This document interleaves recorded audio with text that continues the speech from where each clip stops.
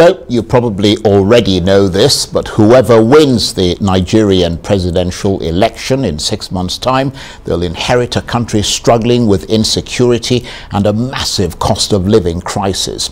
Despite being Africa's biggest economy and a relatively stable country politically, Nigeria has been hit punishingly, witheringly hard by soaring food prices and an economy stalled by terrorism, banditry and a lack of investment, as well as poor management. Things have become desperately hard even for the salaried middle classes, never mind the poorest, with some saying their salaries no longer last through the month. So the elections will be taking place against a backdrop of severe economic hardship for many, which is one of the reasons why the renowned Nigerian economist Mohammed Hayatu Deen, CEO of Alpine Investment and former chairman of the Nigerian Economic Summit Group, attempted to throw his hat into the ring, aspiring to run for president under the banner of the main opposition People's Democratic Party. Well, that bid failed as he was pipped to the finish line by Atiku Abubakar.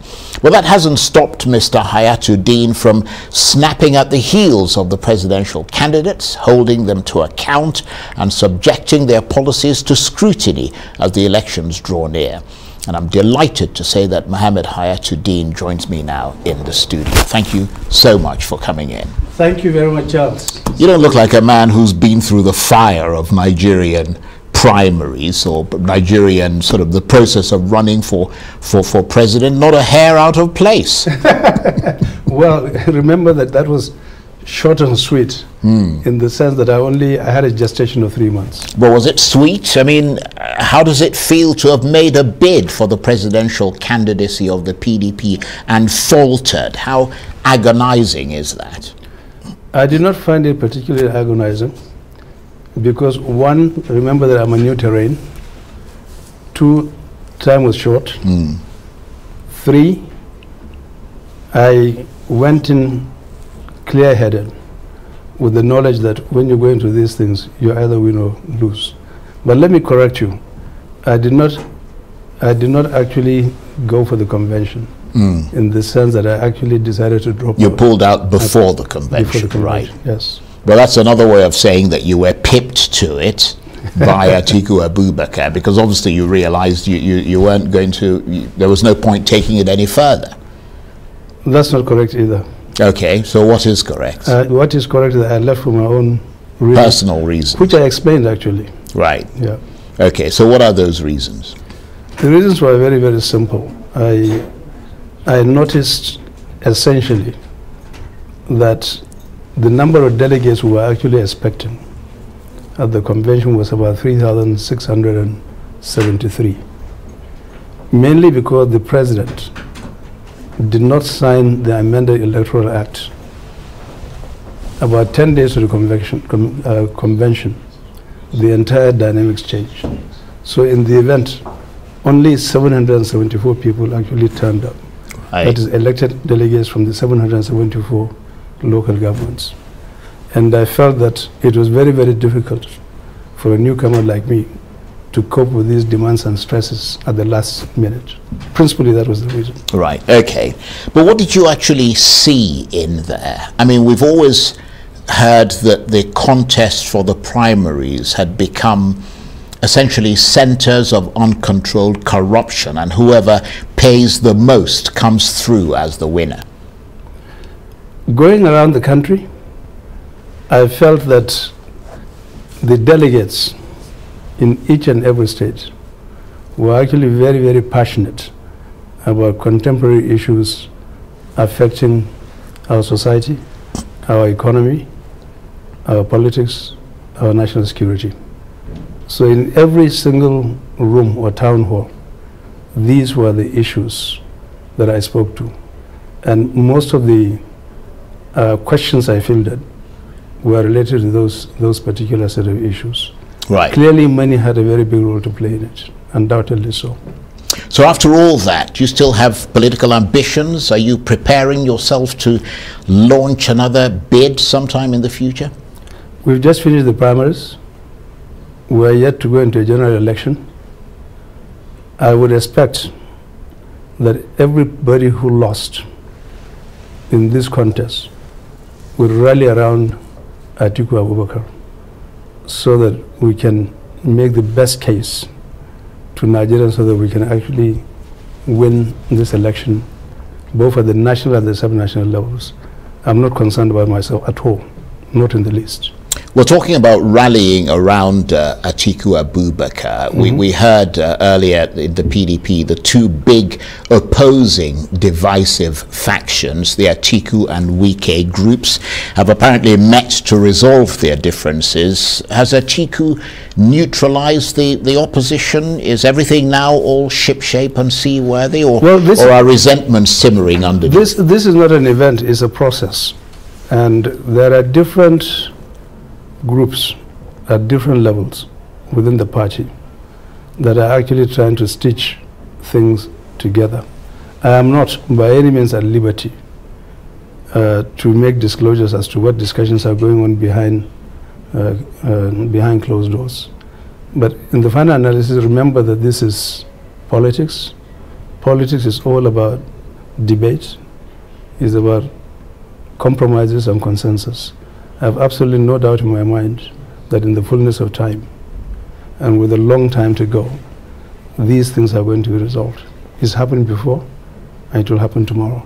Right, and they'll be resolved before the elections. Long before the election. Right, and if I might get you to comment briefly on the news that Atiku Abubakar has thrown down the gauntlet on restructuring, saying this country cannot progress without it. So what's your reaction to that? How much does it recognize that this country now urgently needs to go in a different, much more realistic, developmental direction?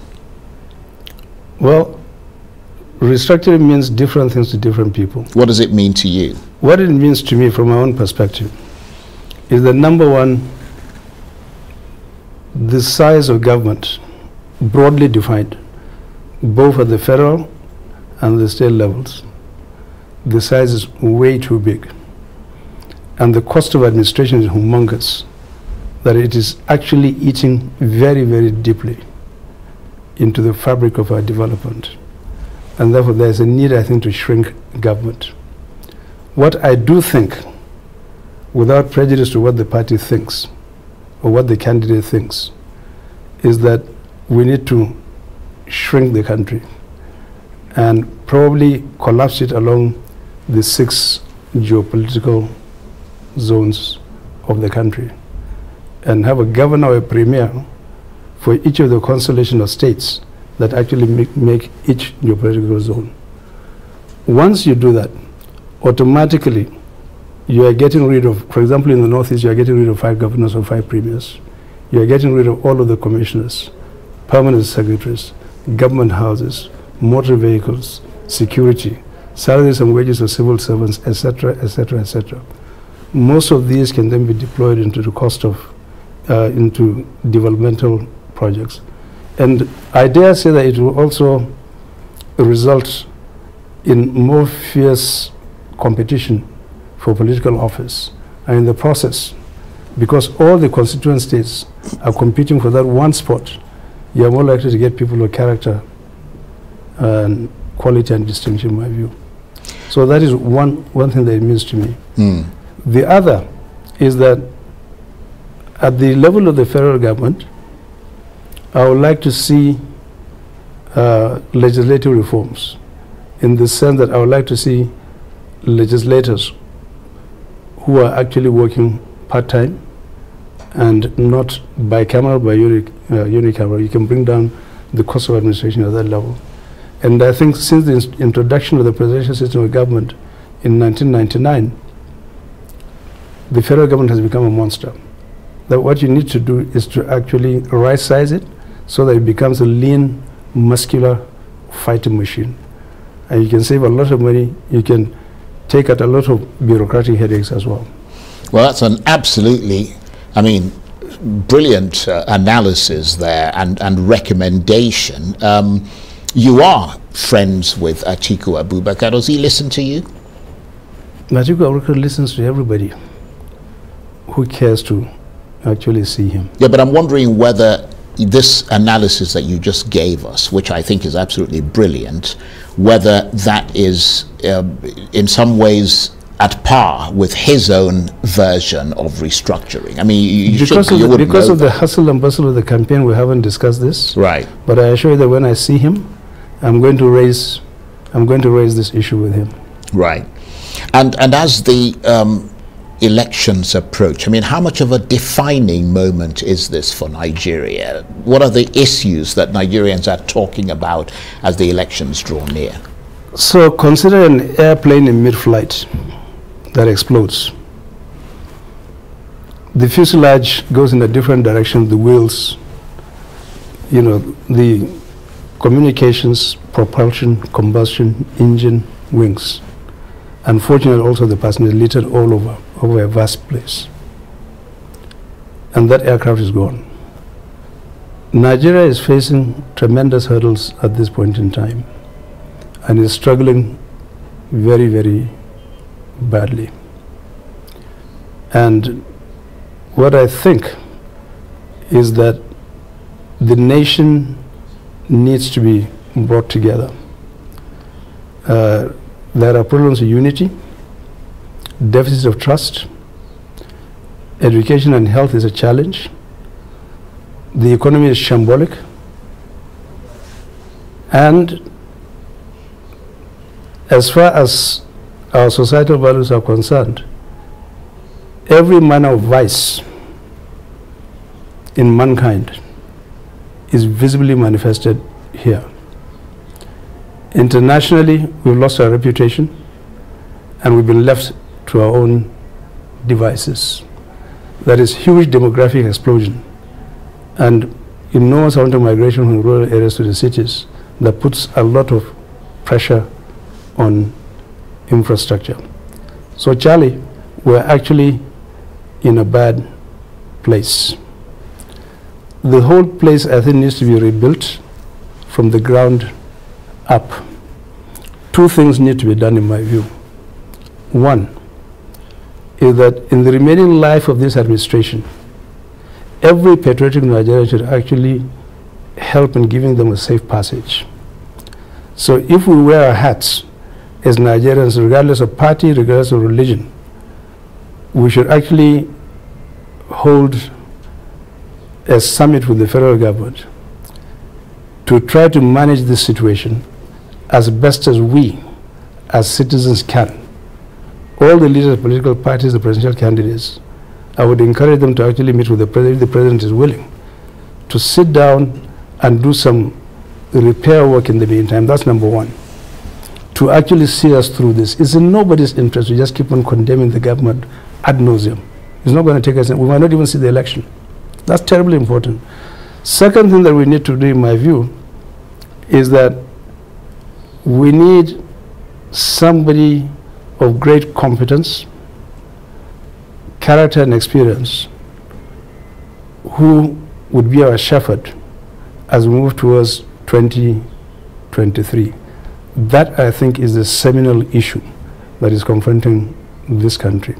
And we need to evaluate the candidates very, very closely. And as those elections approach, do you detect a disconnect between the political class and a majority of the voters, or are they better connected this time? Well, I think to do that, you have to examine a couple of issues. Number one, every society is actually established to organize themselves in such a fashion that under their respective constitutions, laws, statutes, and custom, that there are roles ascribed to the leaders and the followers, and each is supposed to play their part in promoting and maximizing the national interests. Second point is that in so doing, the leadership is supposed to cater for the well-being and welfare of the Nigerian people. And it is their job to ensure that they are able to advance the life of the people, by giving them a very high quality of life, to make them safe and secure. And therefore, what I do see is that we actually face an existential threat at this moment in our history. And therefore, there is the need to actually identify a class of leaders who can actually take us out of this very, very difficult quagmire, if I might say. And when you say identify a class of leaders, beyond your party loyalty, because you're a member of the PDP, do you see any such leaders? Well, the person that I see clearly for me is Atiku Abubakar. Atiku, if you'll allow me, has been around for a very long period of time, has come to embody this country, understands it very deeply and profoundly, has served in very high office, has been responsible in helping out with very bold and courageous reforms between 1999 and 2007. He is quick on his feet. He is absolutely rock solid, understands issues very, very clearly. He has empathy for the common man, but most importantly, he's a promoter of best practice when it comes to enabling business. And I think under his leadership, this country is going to go places in terms of very bold and courageous economic reforms, in advancing the frontiers of progress and prosperity, and in bringing about a society that is knowledgeable and enlightened. I see Atiku as that person. But then, of course, you are a renowned economist. You were the chairman of the respected think tank, the Nigerian Economic Summit Group. I'm sure you know that the cash in circulation in the Nigerian economy is limited at the moment. So if he plans to fund things, for instance, by raising taxes, isn't that simply going to make things more difficult? Because now you'll make the cost of living for ordinary Nigerians even harder. Respectfully, I do not agree, because I think there are many ways of skinning a cat. There are, at least in my view, 10 to 12 different ways of actually making this economy very liquid and solvent. First and foremost, we would be able to restructure our debts. If you have the right kind of government that inspires the right kind of confidence, it can approach the community of lenders to get them to actually restructure these debts and expand the life, the tenor of these debts, so that cash can be released in order to fuel development. Secondly, we are sitting on a lot of commodities in this country. If we do not allow leakages to take place in the oil and gas sector, I believe that we can do some forward sales of commodities in order to raise money.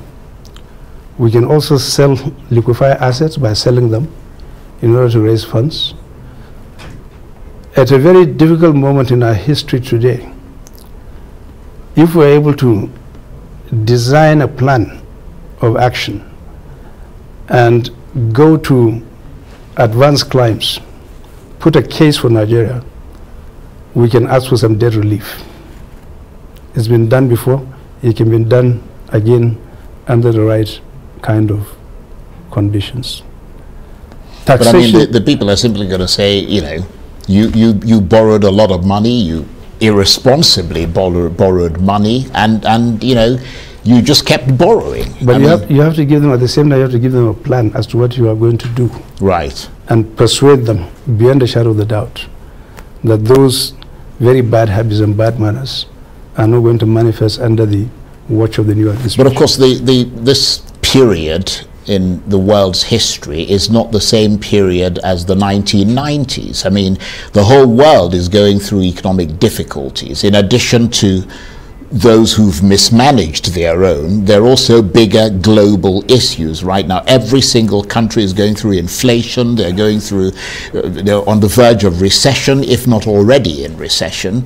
I mean, the cost of living is going up and all the rest of it. I mean, a lot of countries, especially the richer countries, are not very inclined to be forgiving of debt at this point. Let me say to you that no condition is permanent. And that because these countries are going through a transient problem, their economic fundamentals and the fundamentals of their institutions are still very, very strong. Once they climb out of that, I think we are going to have listening ears from them. But let me ask you to put on your hat. I mean, you've got a hat on, but think of it metaphorically as your hat as a leading economist, as a former chairman of the Nigerian Economic Summit Group that was there to advise the government and come up with economic plans and so on.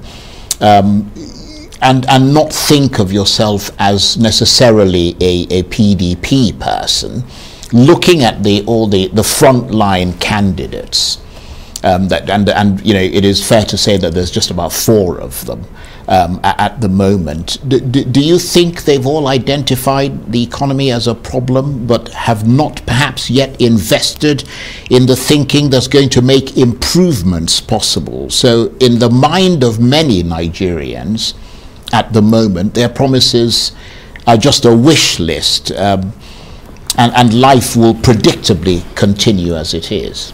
Well, I'm going to be partisan here. Right.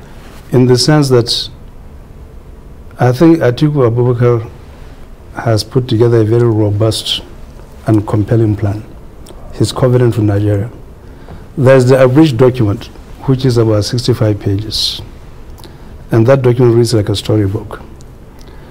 It's easily digestible. It clearly spells out exactly what the issues are today, his prescriptive solutions, and how he's going to resolve them. There's a bigger document that was released not too long ago, which is about 165 pages. And I think anybody who reads these things together, either in total or in parts, knows that you're dealing with somebody who clearly has a very good grip of where Nigeria is today, where it was, and where it should be going, and the kind of very robust set of actions that he intends to take in order to deliver us from this life of misery to an era of prosperity. There's no, I will leave you to actually review them if you have not already reviewed them. Right, but I'm going to ask you again, because you are seen as, certainly from an economic point of view, as someone who's very well respected and who is very objective in his assessment of the state of the economy and the way the candidates at different times in Nigeria's history have tried to deal with that situation. Is there much hope to be found in what the politicians say on the campaign trail? I mean, because the promises they make often remain just that. I mean, they don't exactly tell you how they're going to fund those promises, do they? So, you've raised an absolutely important point here, and it's quite valid. I myself, from time to time, get trepidations about this. Number one, it depends on the character of the person, in terms of who the person is. Why is he actually looking for this thing? What does he want to do with it? It's not a toy. The country is quite shambolic at this point. The economy is falling apart. Are you going in there to have a tea party? Or are you going there to actually roll up your sleeves? Absolutely. And give Nigerians every single atom of your energy and your imagination and creativity to do this? Second, are you going to assemble a team of people who are actually better than you in every faculty and department of government to do this thing? Do you have the courage of your own conviction not to actually assemble people who are friends and to actually monitor and evaluate performance of people and to deal with them very severely, deliberately and instantly when people fall out of line? Are you going to be a very prudent manager of resources, or is it going to be business as usual? Are you going to reach out to all of Nigerians and make sure that every Nigerian, regardless of where he comes from, what his background is, what his face looks like, is your own son or your daughter or your brother or your sister or your nephew or your niece, and treat them as such, and give every Nigerian an important opportunity to deliver. And that you yourself must be humble, see yourself as a servant of the people, and never allow a bunch of sycophants and praise singers and rumor mongers to circle you. You should get rid of them as fast as you can. I think once you have a person who has that kind of outlook and who embodies it and assimilates it and has the right kind of plan and is very, very good in execution, because implementation and execution is actually 80% of it. So I completely agree with you that a blueprint is a blueprint. All these soft sides of the issue are actually what define a government, in terms of the difference between a good government and a bad one. I have to say, Mohammed Hayatu Deen, it's been absolutely fascinating talking with you, enormously enlightening.